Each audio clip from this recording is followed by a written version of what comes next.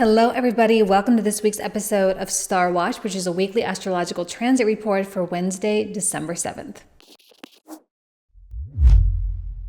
Welcome back to the channel, everyone. For those of you who are new here, my name is Jane. Thank you all so much for being here. So tonight is the big full moon in Gemini conjunct Mars retrograde. This is a moon that we've been talking about for a very long time. And there's been a lot of build up to this moon. Now, it doesn't necessarily mean that today something big is going to happen. It just simply means that this is a moment where we've really turned a corner. Now, just a quick review, and I know I've repeated myself ad nauseum in this regard. The past 6 months, right, including this one, July, August, September, October, November, December, every single full moon has been conjunct one of these big planets. First it was Pluto, then it was Saturn, then it was Neptune, then Chiron, then Uranus, now Mars. So that moon just has been getting really pushed. And the moon, which is a highly retentive energy, right? This is where everything gets stored, right? So every single memory, every experience, every little bit of information that you as a human being collect throughout the course of your life gets stored in the moon energy. And this whole year, this big series of full moons that we've had, it really has been about releasing and letting go. And I've been calling it a point of no return. We can't go back to who we used to be. We can't go back to the same life we used to live. We can't associate with the same types of people that we used to associate with. And this is the big final shebang on this moon. Okay, now when we really think about what this alignment looks like from a more solar system perspective, the moon is actually coming over Mars, right? Which is normal for everything, right? So the moon is coming in between Mars and the Earth, all right? So there does seem to be this blockage of the Mars energy, not to mention the fact that Mars is retrograde.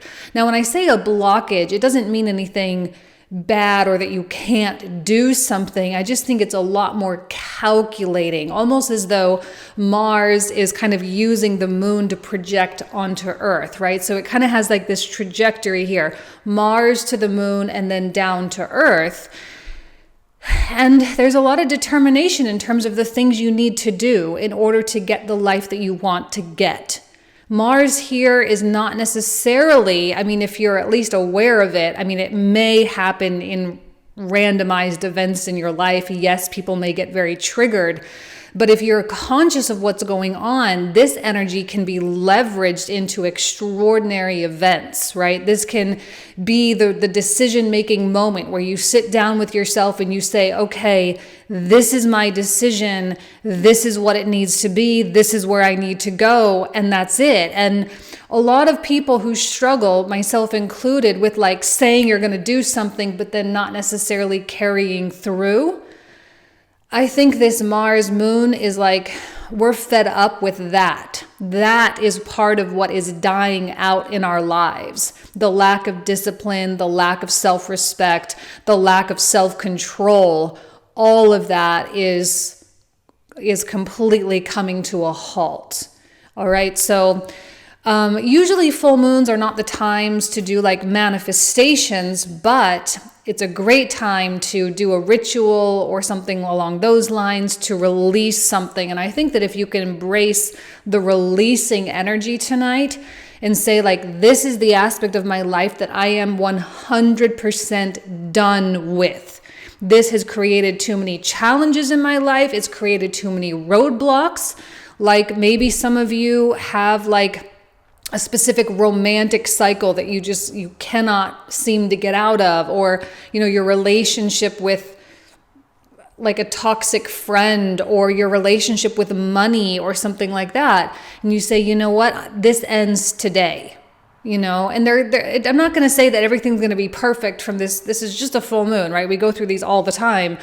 It's not going to be perfect, but I do think Mars is adding that decision, the solid decision-making quality to something. Because Mars is not a planet that is like, oh, wishy-washy, not quite sure, I don't know, indecisive. That's kind of like Venus's place, Libra energy kind of thing. But Mars is like, no, this is what we're doing. This is how it's going to go. This is the plan. This is the strategy. And then it executes. It just does it, so this is a great full moon for empowerment. Now, it may also be bringing up a lot of stuff because sometimes like breaking those cycles can be so scary, like let's use a friend example. Okay, so you have this toxic friend, but maybe this has been your friend for like 20 years. Maybe you grew up with this person, maybe even longer, maybe 40 years for some of you. And you honestly don't know what your life would be like without them. It's scary. It can be like when you look forward, there's both a sense of relief and there is a sense of fear. But you're having to confront yourself, during this time. And you're not going to really be able to let yourself get away with stuff because Mars isn't going to let you get away with that. He's an enforcer. He's the freaking warrior. He's the one on the streets doing all the dirty work that people don't like to do. And so, like you have to be that enforcer within yourself and say, no, I'm not going back. No, I don't want this. I want this. And in order to get this, I have to do new things. So there's a lot of like heat coming through with this. Okay. But it's going to be really life-giving ultimately. It's going to really give birth. And actually, I now that I'm like looking back on 2022, I'm like, man, this really was the year where like our whole life story, if we wanted it depends on where you are personally, but if we were unhappy with the way that something was going, 2022 absolutely was a year where we could throw out the whole thing and start fresh. Okay. So that's the moon. Now we had Mercury come in yesterday into Capricorn. On the 9th, we have Venus coming into Capricorn as well. So the activation of Capricorn energy is also helping with this because Capricorn is Saturnine, right? There's that Saturn rulership there. And there is a lot of law and order throughout Capricorn as well. So we've got Mars, the enforcer of the law, and Saturn, which is the structure. So we have to bring ourselves up to a higher standard, a higher moral code in this particular moment, okay? Now, Venus coming through Capricorn. Now, if you are, just so you guys know, if you're a member of my Soul Seekers group, in case you didn't see the email, I did post the full moon video a while back. So if you want to kind of go to the blog area, there's a tab where you can go to the moon cycles. It will be the first one at the top. And then I also just last night posted the Venus through Capricorn. So just FYI, in case you didn't see the email. But anyway, Venus coming into Capricorn, there is a real concern with utilizing all that we have learned up to this point. That's the beauty of the journey between Aries and Sagittarius, is we learn so much. And when we hit Capricorn, this is when we get to truly utilize everything we've learned. And we get to propel ourselves. This is why Capricorn is really known for like climbing and going higher and higher and higher, because that's what happens when you apply your wisdom. That's what happens when you put all of the education into the world. You use your hands applying the knowledge, and you get to create these wonderful things, and you get to keep going and keep going and keep going and keep going, and then you build this wonderful life. And so I think Venus here with Mercury as well. Now remember, Mercury is going to be doing a retrograde at 24 degrees. So he's going to start entering into his shadow phase and then start slowing down throughout the month of December.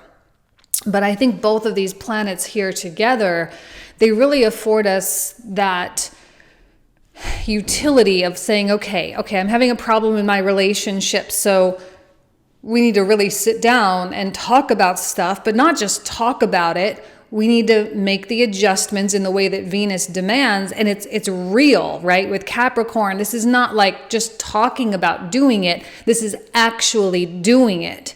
And I think this full moon as well is aiding in that. Like, you can't just sit around and think, and you can't just sit around and talk, because all of that is meaningless. Thoughts and talk accomplish nothing or very little. All right. Like, let's say you have this like billion-dollar corporation, and you have all the board members and all the high-level management, the presidents and the vice presidents and whatever. They're all here in the boardroom.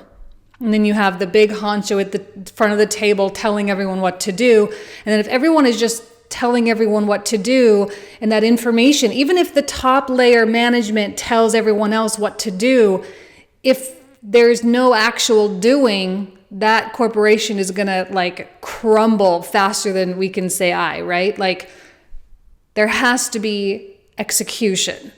So whether you're communicating with a partner, trying to resolve an issue, whether you're trying to overcome some kind of a problem in your business or within your career, or whether you're trying to, go out and to make more money, or you're trying to change your lifestyle into something that you want. This is one of the reasons why I said that this full moon is so geared toward big action. Okay, now it may start as a big decision right now, but over the next couple of weeks, as Mercury and Venus come in through Capricorn, and eventually the Sun comes in through Capricorn, we are going to have to execute on those big decisions and take those bigger leaps of faith. It's going to be really uncomfortable. And I think actually the more uncomfortable you can be, the better. That's actually a really good sign of growth. It's a really good sign that you are moving in that right direction, and moving away from the wrong direction. Like, you've been there already, you've done that, and it's time for the next thing. And there are going to be a lot of lessons ahead of you. I'm not going to say it's going to be, smooth sailing, blue skies all the way, but at least it's something new, and it gives your soul an opportunity to really expand. And with Jupiter in Pisces and the Sun in Sagittarius, that's all we could ever want, is just an expansion and more, to learn more, to acquire more, to meet more people, to experience more of the world, to consume more, to get closer to God, whatever the case is. This is the time, okay? And I think it's going to be a good week with a lot of progress, a lot of productivity. We've had this North Node conjunct Uranus ever since the beginning of August. December is quickly disappearing, right? It's like building and going to disappear before we know it. Middle of January, Uranus is going to start going direct, and then that North Node Uranus portal, that conjunction, is going to start to go away. And I have been calling this a portal, and I know in this New Age spiritual community, we throw around that word portal all the time. Oh, it's the Lion's Gate portal, it's this portal, it's that portal. Really, a portal is just a moment, or I always say a chunk, because I think that's like a good descriptive word, but it's like a chunk of time wherein taking those bigger risks and making those bigger decisions is well supported. So, but we still have to cross that threshold. We still have to take the leaps of faith. We have to integrate the new things. We have to work a little bit harder. We have to, push past our own boundaries. Because with Taurus, this absolutely represents the areas where we're stuck, and the areas where things don't like to move very often, right? And so with that quality where things don't like to budge, here we have this open window, and we can kind of find freedom from the things that never ever seem to want to budge, freedom from the things that are now outdated, okay, or antiquated in our lives. I'm kind of feeling it's like moving away from the fax machine and integrating email. It's like that, for those of you who know what a fax machine is. can't believe there are people on this planet that don't know what a fax machine is. Oh my goodness. I'm at that age where I'm starting to really, I'm like 37, right? So I'm like, okay, I'm no longer the young generation. I'm like the middle, and like I see 2 generations coming up underneath me now. And I'm like, oh, wow, that's like a real thing. I can only imagine like when you're in your 60s and your 70s and you see all these generations coming up behind you, how weird it is.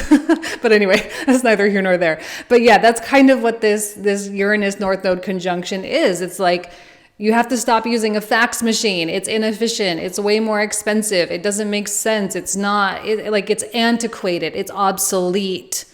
You have to start using email now, or your cell phone, or text messaging, or whatever. That's the way to do it now. Okay. So that just keep that in mind as you're making your decisions, and what in your life represents the fax machine or the telegram even, what represents those old technologies. At one time they were really relevant and super important and business couldn't get done without it. But now it's like your life is speeding up so much in the way that like technology has sped up so much.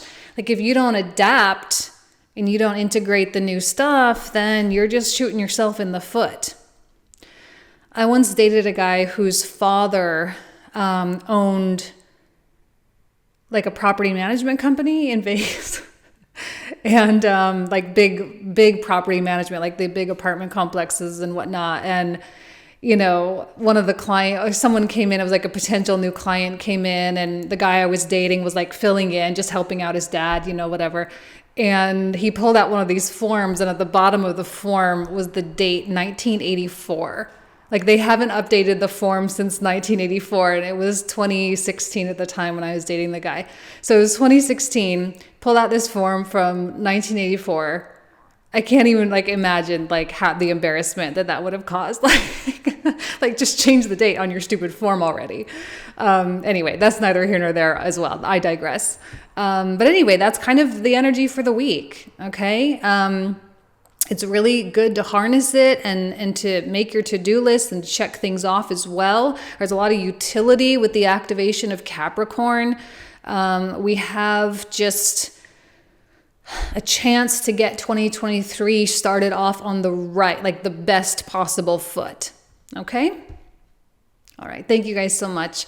I love you. Have a great week, and I'll talk to you soon. Take care.